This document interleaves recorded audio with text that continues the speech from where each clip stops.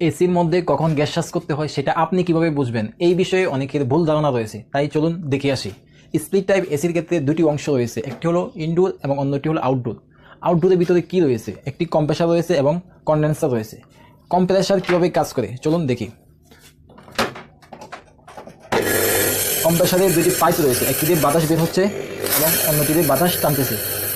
আপনারা কম্প্রেসারকে মানুষের হৃৎপিণ্ডের সাথে তুলনা করতে পারেন। আমি যদি এই দুইটা পাইপের মধ্যে আমি এই পাইপটা লাগিয়ে দিই তাহলে কি হবে?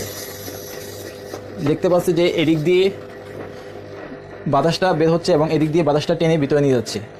আমি এই মুহূর্তে যদি এই পাইপ দিয়ে গ্যাস দিয়ে দিই এটা ভিতরে, অর্থাৎ গ্যাস ঢুকিয়ে দিই, তাহলে সেই গ্যাস কি কখনো বের হয়ে যাবে বা কখনো কমে যাবে? এই কম্প্রেসার চলে ইলেকট্রিসিটি দিয়ে, অর্থাৎ বিদ্যুৎ দিয়ে, সেটা তো গ্যাস দিয়ে চলে না। তাহলে গ্যাসটা বের হবে না, অর্থাৎ গ্যাসটা কমেও যাবে না। এখন কখন গ্যাস কমে যাবে? যখন এই পাইপটা লিক হয়ে যাবে। যখন লিক হয়ে যাবে তখন থেকে গ্যাসটা কমতে থাকবে। ঠিক সেম কাজটাই করে আপনার এসি। এসির মধ্যে কম্প্রেসার রয়েছে এবং কন্ডেন্সার তৈরি করা হয়েছে কপার পাইপ দিয়ে। এটা হলো সম্পূর্ণ কন্ডেন্সার।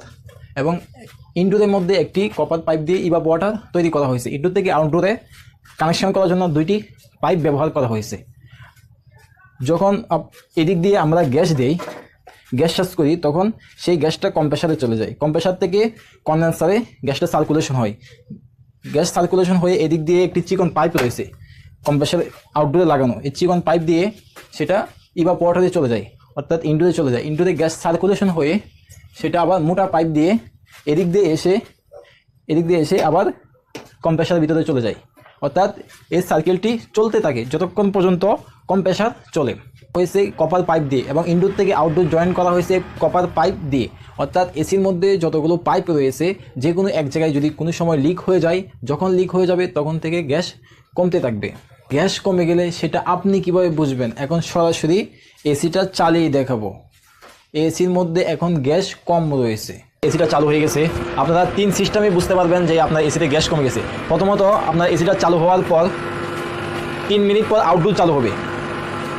আউটডোর চালু হওয়ার পর এখানে আপনার বাসায় যদি আউটডোরটা থাকে ব্যালকনিতে অথবা ছাদে অথবা বাইক সাইডে, অনেক সময় এই দুইটি পাইপ কানেকশন যে করা হয়েছে এটা দেখা যায়। আউটডোর চালু হওয়ার পর কিছুক্ষণের মধ্যে যদি চিকন পাইপটির মধ্যে বরফ চলে আসে এবং সেই বরফ যদি 5 মিনিটের ভিতর আবার চলে যায়, অর্থাৎ কেটে যায়, তাহলে মনে করবেন যে আপনার এসিতে গ্যাস এখনও ঠিক আছে। যদি এই বরফ দীর্ঘ সময় থাকে, অর্থাৎ 5 মিনিটের বেশি থাকে, এবং এই বরফ অবস্থায় যদি আউটডোর বন্ধ হয়ে যায় এবং ইনডোর চলে এবং আপনার রিমোটের তাপমাত্রা যদি থাকে 18 ডিগ্রি, তাহলে মনে করবেন যে আপনার এসিতে গ্যাস কমে গেছে। আমি আবার বলছি, যদি